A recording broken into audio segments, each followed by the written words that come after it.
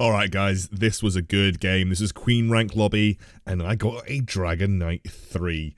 I'm not going to spoil at what point in the game I got a Dragon Knight 3. I kind of don't want to give away how the game went. But I got a Dragon Knight 3, and you guys could get yourself a Switch with a free game. At the end of November, when I do the draw, you have to just like, subscribe, and hit the bell, and leave a comment on every video that I upload. The reason I'm doing it at the end of November is because I'm going away to Japan, and I'm also going away to China this week, so I'm very unlikely to be able to upload loads of videos, so I just want to make sure there's enough videos for people to comment on, so I'm just going to extend it to the end of November. And my boy Claytano giving away a PS4, by the way. So we're going to go to 2 times mode again. I've done a couple of like back to 1 times videos, but I want to vary it up. I want to have both 2 times and 1 times videos, just so that we have a good spread of like between 20-minute and 40-minute videos. So if you like the 40-minute videos, you can watch the 40-minute videos. If you like the 20-minute videos, you can watch the 20-minute videos. So if you watched my trick video the other day talking about how to guarantee the best items for your composition, I don't take the first item that I see. I'm basically going to wait through all of the neutral rounds until I can really see either a clear direction for a really strong item or a clear direction for a comp that I'm potentially looking to build. So in this particular circumstance, I have the choice of Ring of Life and Magic Crystal. So if I get like another Ring of Life or another Magic Crystal, I'm very likely just going to take those because they could set me up for an Orb of Refresh, which is obviously a very, very, very powerful item. And if you read the title of this video, you'll know that I actually, spoiler alert, found an Orb of Refresh. But this is something that you can do a lot in the current meta right now because you have a choice 1 of 3, and there actually aren't that many items that you can get for the first 3 rounds. If you save your items and keep looking until maybe round 10, you can probably set yourself up for an Orb of Refresh in most games. I think every game that I've played on the new item system, I've actually found an Orb of Refresh. That's because I've played specifically to find an Orb of Refresh. Now, you might not get one at round 10, you might not get one at round 15, but at some point in the game, it is quite likely, if you are selecting the right items, that you'll find an Orb of Refresh, and then you're probably going to get one when people end up dropping their items. So what I'm doing here, by the way, guys, is what you generally tend to see me do. I'm basically just putting on the strongest units that I can. So I'm going for the Goblin bonus. The reason I'm not putting God of War on is because obviously I don't get the God bonus with 3 Goblins on the field. So instead I'm just going to put on a random Hell Knight. Unfortunately, I end up facing a guy who's got 2 Hell Knights in the field, and he just gets the good Knight Shield RNG. The funny thing is, I'm actually facing him on his board, and I beat him on his board. So that's kind of the funny thing about Knights right now. So what I'm doing here is I'm essentially buying everything that I think I can that is going to be relevant for me. So what I'm doing essentially at this point in time is saying, well, okay, like I know how strong Dragon Knights are, so I am going to pick up my mages, sorry, my Dragon Mages. So I'm going to pick up my Winter Charopteran, and I'm going to try and work with him. He's actually a pretty good unit with gods early on. If I can sort of get the god bonus activated, he's very strong. And actually he's a pretty good unit when you've got some 2-stars in the field as well. So, I find a lot of units here that I can basically pair up. I've actually been ignoring Tusk Champion, and you probably are getting triggered at the fact that I'm ignoring Tusk Champion. I could have had a 2-star Tusk Champion by now pretty easily, but I couldn't think about where to fit him into my composition, but eventually I decided to give in and go for Tusk Champion because he's actually fairly good with gods. He's probably one of the better warriors to have with gods, and he just gives me another front line, because I've actually got a lot of damage right now. I don't really need more of a front line. In fact, to be honest, I probably would have been better off getting rid of Skybreaker and putting in Soulbreaker, because I already had the level 2 God of War, and that's actually what I do here now that I find a level 2 Soulbreaker. So what I'm going to do right now is that I'm at round 8. I'm already pretty committed to having gods activated, so I sell off the double Phantom Queen that I found. It's a little bit late to make Phantom Queen work. She's actually much better in the early rounds. And realistically, I already have a pretty full roster with stuff that I want, so actually getting rid of Phantom Queen was okay. It does get me over that 10 gold mark, and getting myself over the 10 gold mark allows me to kind of snowball my gold advantage. And also because I'm on a win streak, I'm obviously going to level up on round 9 here. The best thing that I could put in this scenario is probably Evil Knight, just because he's tanky and he provides a shield. And so just giving more of a front line over to my Heaven Bomber and to my Soulbreaker to get the work done in terms of the damage. And you can see that it worked out pretty well for me. And actually I'm on I'm in a really good space in this early game because we've just made sensible decisions about finding pairs. And again, we're not trying to play to build our composition straight away. We're primarily playing to, essentially we're primarily playing to what was I going to say? Primarily playing to generate and maintain a win streak. That's what I was going to say, guys. Wow, my brain was just my brain literally just got fried in a second. I take off the Evil Knight for the Flaming Wizard here. The reason I do that is because Flaming Wizard is actually a pretty good early unit. If I can get her to level 2, even better. But even at level 1, the single target burst that she provides can usually allow you to like one-shot a unit here or there. And that generally is pretty good for a mage comp. The only issue that I'm facing right now is that I don't actually have another mage. The ideal mage for my scenario would either be Shining Dragon or it would be Thunder Spirit, because neither of them give me a racial bonus, and that means I can maintain my god bonus for as long as possible. I actually have no intention of playing god mages in this game. My full intention is to play 6 mages. Now, the reason I'm full intention to play 6 mages is because it's strictly better. I think 3 mages is bad right now. I think god mages is very, very, very dependent on a level 2 Storm Shaman, and isn't always as successful as just going for Dragon 6 mages. I do pick up the Desperate Doctor here just in case. It doesn't affect my economy that much. But I pick up the Desperate Doctor just because it's something that is good to have on board if I need it. I will end up selling it if it allows me to get past the gold threshold more readily than I would have been able to before. So there's a really important decision coming up on this next round. The decision is, do I level up to level 7? Well, that's a really interesting question, because leveling up to level 7 would get me back down to 30 gold, but I don't actually have a unit that I would be willing to bring on at level 7. Also, having a look at the lobby, there are a lot of people that are quite strong right now, and it's actually moderately likely that I end up losing. And so it's much better for me to not level up to level 7 here and just try and get my economy in a really good spot. And then I can start to level up to level 7 and level 8 as quickly as possible. Because with this mage build, something that you might know with this mage build is that it's actually very, very important to get to level 8, because what getting to level 8 offers you is the chance to get 4 costs, and you need Pirate Captain, and you definitely need a level 2 Dragon Knight. So those are 2 really important 4 costs that this composition relies on to be good. So that's why getting to level 8 is actually really important, and even getting to level 9 will open up opportunities for me that I probably wouldn't have had before. I'm actually thinking of going for a slightly altered 6 mage comp here. I'm actually thinking of including God of War 3 in my comp, which you wouldn't usually see because you like to put Pirate Captain in at level 8 over God of War. But actually having God of War 3 as an extra tank basically means that my backline can do more work in the late game. So I'll be looking to go to level 9 with this composition. I leveled up to level 7 here, which took me below the 50 gold threshold. Now, I did that because I wanted to guarantee the win over the neutral round here. Really important to do so. Just simply because it's so many items that you have available for you if you're playing the wolf round, and also it allowed me to get my Orb of Refresh, which I have actually put on my Heaven Bomber, by the way. So Orb of Refresh has gone on to my Heaven Bomber, so I now have a Heaven Bomber with an Orb of Refresh. Not like the best unit in the world to have it on, but it's still very good for the early mid game. And obviously, as soon as I get Tortola Elder, I am going to replace the Orb of Refresh onto him. So that'll be what I'm aiming for. So at this point in time, I buy the mages. I just need Tortola Elder to get the 6 mage bonus. And as soon as I get Tortola Elder, I can start to rejig my comp. I can sell off my goblins. I can sell off my Tusk Champion. But I'm not going to get rid of them until I absolutely have to. 6 mages is a really big power point, obviously. Getting a Pirate Captain with 6 mages is incredible. But I'm not going to start to sell off my... I'm not going to start to sell off my level 2, my 2-star goblins or my 2-star Tusk Champion until I absolutely need to.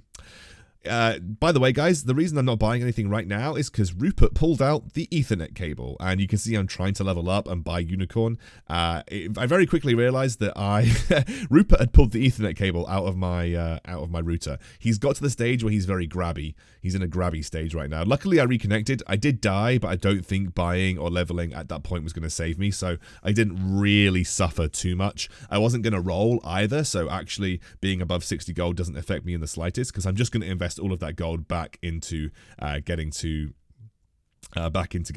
level to level 8. You can see here that I found a couple of extra units that I really want, so I'm going to end up just buying them after the roll. But again, I'm not happy staying at level 8 right now. I do want to roll at level 8 to start finding some of my crucial units, because as you can see, I am starting to lose and starting to suffer versus some of the people who have got a higher level comp than me. You can see that this was incredibly close. I got the draw here. But yeah, I'm basically at this point now going to start rolling, looking for things like my Tortola Elder. I'm looking for things like the 2 stars on my Shining Dragon, the 2 star on the Source, the 2 star in the Flaming Wizard. The ideal comp for a level 8 6 mage comp is 2 star on all of your mages and then Pirate Captain. That's basically the ideal 6 mage comp. Because that basically is, and also Dragon Knight, 2 star Dragon Knight. Because that basically allows you to take on almost anybody in the game. So you can see here I've now found my Dragon Knight. This is where things got a little bit dicey, because I was like, what do I actually need to do to make it work? And I started rolling a little bit more heavily because I found a lot of like 2 stars. I found God of Wars. I do actually end up finding a lot of good 2 stars here, but I think actually lose something. I think I lost my Shining Dragon, which meant that my Dragon Knight wasn't able to transform instantly. But luckily I ended up winning, so it wasn't too big of a deal. And at this point you'll notice that I'm actually not saving up to 50 gold. I'm actually trying to roll as much as possible. The reason I'm trying to roll right now is simply because I'm looking for Tortola Elder. I'm looking for a level 3 Winter Caraptera, which is going to free up so much bench space. And you can see right now I've got like a lot of really good things ready to go. I've got the egg, which I'm going to save for Dragon Knight, 2 star Dragon Knight. Dragon Knight is probably the most important thing to 2 star in this comp, because he gives you the splash damage over time, which is magic. So getting into 2 star is most important, then 2 starring your Tortola Elder, and then 2 starring your Pirate Captain.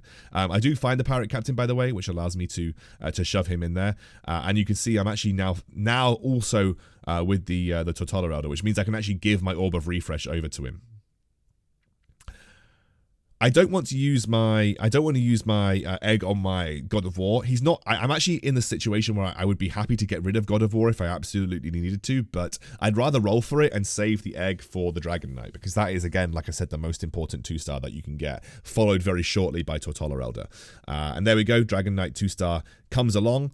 We might as well try and look for the God of War 3, which we do get after a couple of rolls. And now the priority will be going to level 9, because we want to get Pirate Captain in there. We also want to find ourselves a 2 star Tortola Elder. The problem with Tortola Elder right now is that he takes too long to generate his ultimate, even with the Orb of Refresh when he's got massively increased mana generation. So we really do need Tortola Elder to be 2 star. So we have the egg ready to go for that.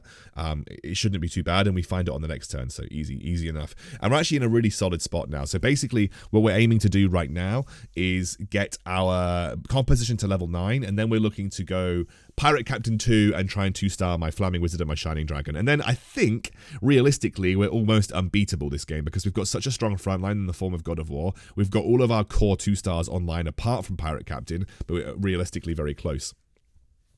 So this is actually an interesting choice. Most people would have taken Ghostblade in my scenario. I actually ended up taking Runehammer. The reason being is that I can give that over to my Flaming Wizard, and that is actually insane with Flaming Wizard because she has such a high attack speed. If you can give her enough damaging items, she becomes a real attack damage threat. Not magic damage, attack damage. And that's important because this composition sorely lacks any kind of physical damage. And so giving over all of your physical damage items to your Flaming Wizard, who gets massively increased attack speed, especially if you give her armor penetration, is actually a really good spot for you to be in. So I could actually go to level 9 now if I wanted to. I don't feel the pressure. The reason being is that I'm actually just crushing everybody that I face. There is no real pressure for me to go to level 9 right now. This guy did end up beating me, as you can see, because he had a 3-star Venom, which was just absolutely... I mean, that Venom was like one-shotting my units, which was crazy.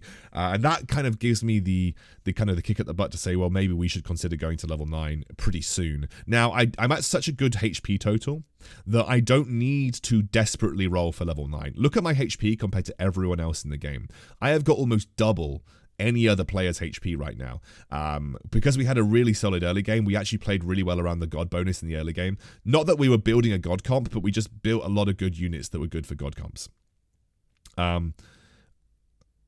And we're even beating the Glacier Knight player, which is nice because Glacier Knights are very strong.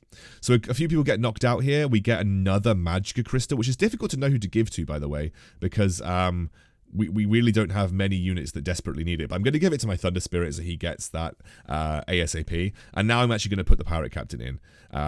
We also get ourselves a 2-star Flaming Wizard, which is going to massively increase her DPS output. And because she's almost at an Orb of Refresh as well, like imagine her with Orb of Refresh, instantly max attack speed. She's going to start outputting insane basic attack damage. And you can see she's like climbing the damage ladder really, really consistently in these fights. So I'm at level 9.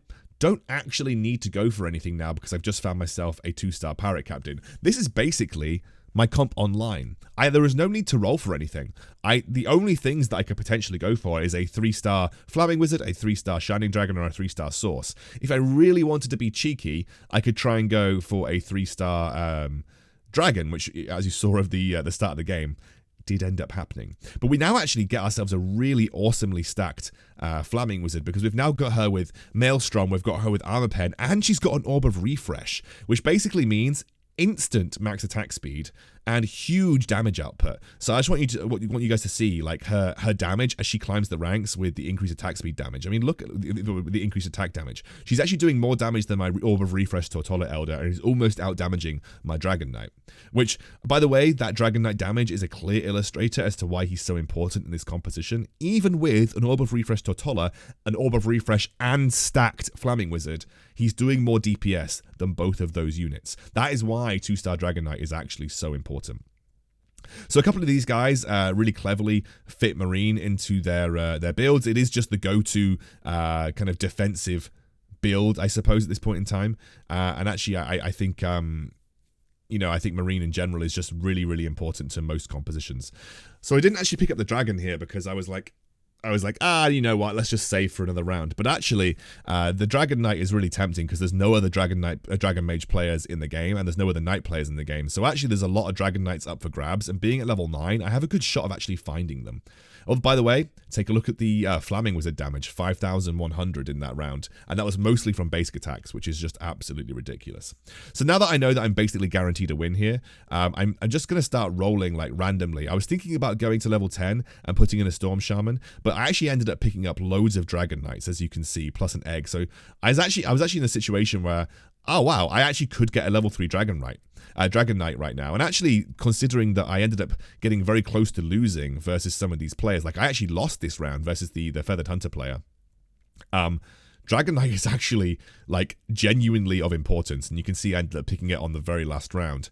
I'm going to give myself a Pulse Staff, or not even a Pulse Staff, just give myself some extra damage on my Tortola Elder, and also give a Ghost Blade over to my Flaming Wizard, because obviously Ghostblade is just a massive amount of flat damage, and you can see, I mean, just look how much damage she did. Absolutely rinsed the Black Dragon King. And now I get another Ghostblade, which is going to give me the killer, is it the killer sword 3000 or something? But it's just a lot of attack damage. It's just like an insane amount of attack damage. I also decided to go for the slowing armor unit because we're against a Glacier clan, so obviously slowing their attack speed is really important. And you can see, I mean, just look at the damage that my Flaming Wizard is outputting. She's just doing a ridiculous amount.